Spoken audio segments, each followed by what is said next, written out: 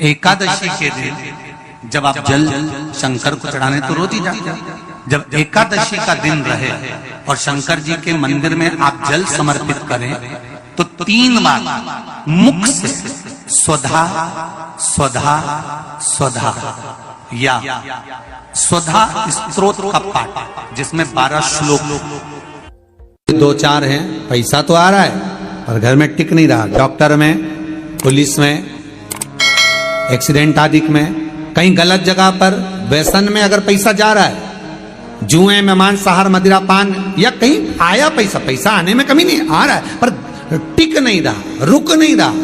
कोई मांगने आ गया, दे दिया, फिर वहां से अपने पास नहीं आ रहा, अपन कह रहे हैं भैया हमारा पैसा लौटा दो, नहीं आ रहा। तो महाराज शिव महापुराण की कथा कहती है एकादशी के दिन गंगा के जल में मात्र 7 बेलपत्री डालकर जो नंदीश्वर भगवान अर्थात जो शंकर जी के शिवलिंग के सामने नंदी होता है, उस नंदी के चरण पर गंगा का जल चढ़ाकर बेलपत्री शिव पर समर्पित कर देता है, उसके घर में रुपया रुकना चालू हो जाता है। फिर वो गलत जगह पर नहीं जाता, गलत स्थान पर वो धन जाएगा ही नहीं।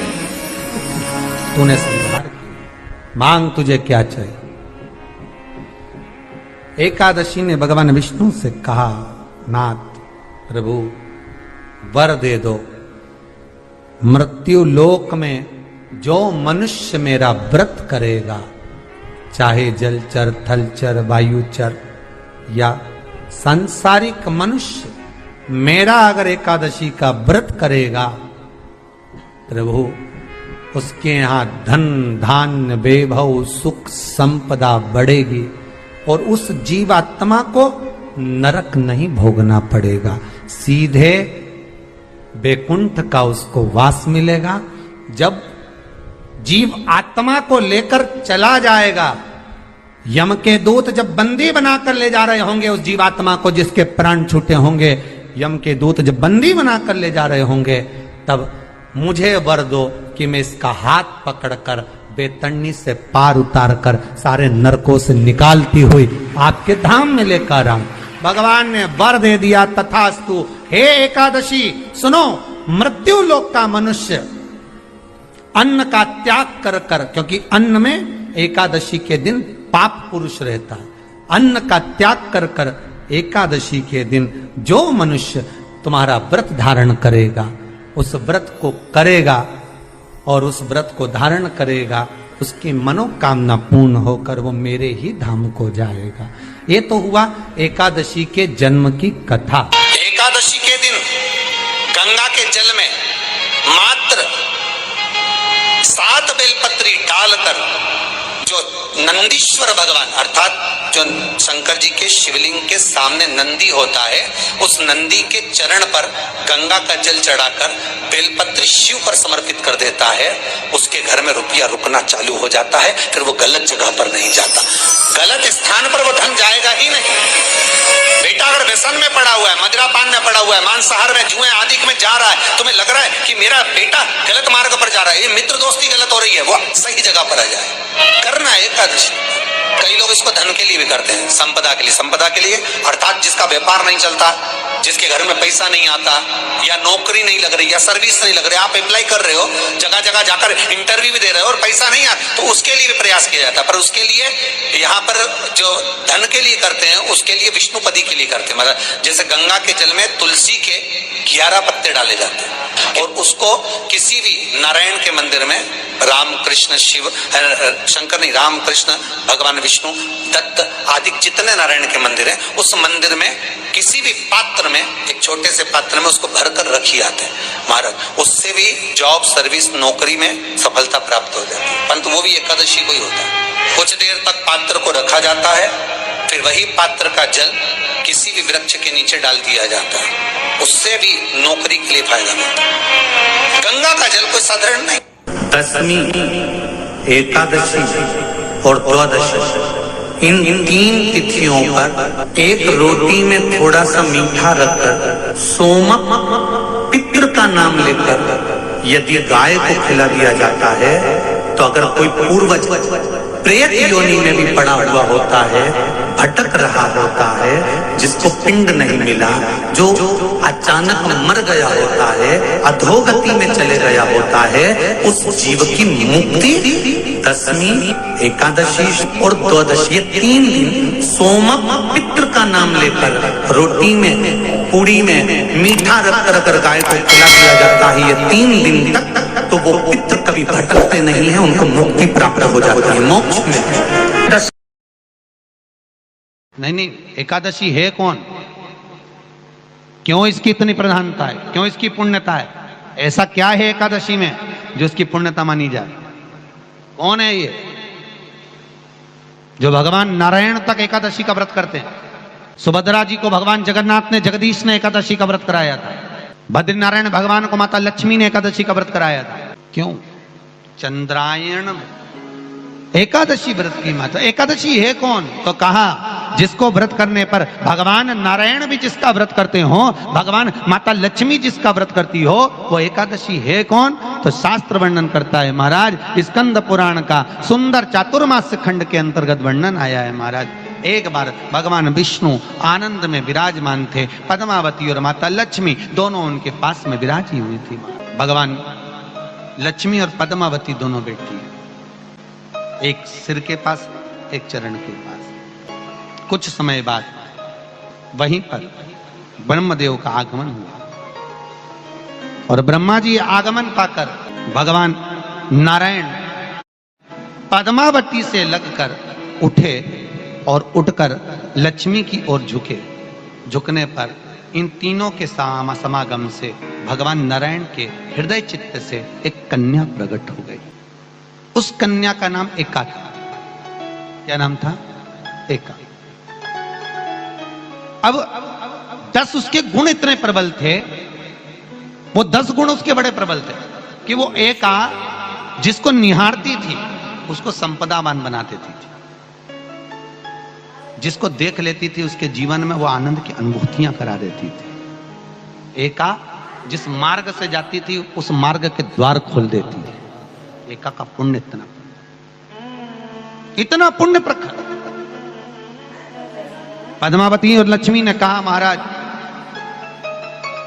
ये बेटी आपके द्वारा निर्मित हुई है, इसका कन्यादान करना चाहिए। हमारे यहाँ हिंदू धर्म में रीति है, जिस दिन कन्यादान करा जाता है उस दिन व्रत रखा जाता है। अब आजकल रखते कि नहीं रखते मालूम नहीं, और कन्यादान करते समय व्रत रखा जाता है। व्रत रखना, एका का कन्यादान करना है। भगवान बोले कन्यादान करें, किसको दें? एका किसको दी जाए? एका प्रदान किसको करी जाए? पुण्यता किसको दी जाए? भगवान नारायण ने उसी समय लक्ष्मी और पद्मा से पूछा, तुम एकादशी के दिन जब आप जल शंकर को चढ़ाने तो रोज ही जाते हैं, जब एकादशी का दिन रहे और शंकर जी के मंदिर में आप जल समर्पित करें तो 3 बार मुख से स्वधा स्वधा स्वधा या स्वधा स्तोत्र का पाठ, जिसमें 12 श्लोक।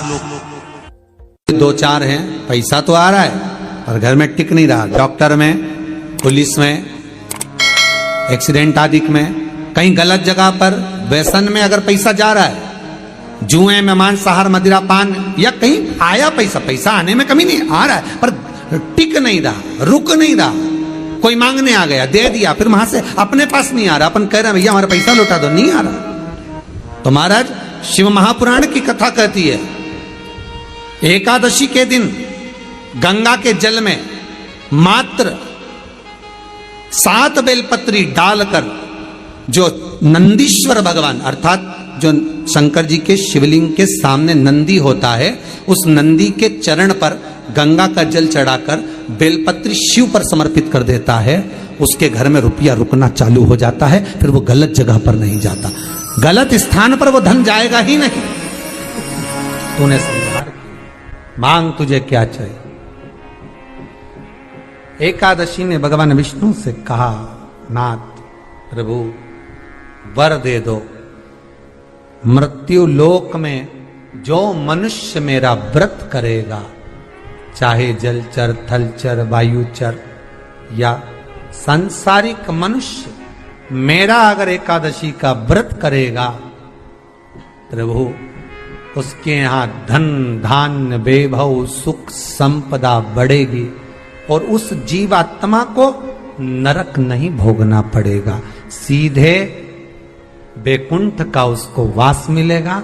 जब जीव आत्मा को लेकर चला जाएगा, यम के दूत जब बंदी बनाकर ले जा रहे होंगे उस जीवात्मा को जिसके प्राण छूटे होंगे, यम के दूत जब बंदी बनाकर ले जा रहे होंगे, तब मुझे वर दो कि मैं इसका हाथ पकड़कर बेतन्नी से पार उतार कर सारे नरकों से निकालती हुई आपके धाम में लेकर आऊं।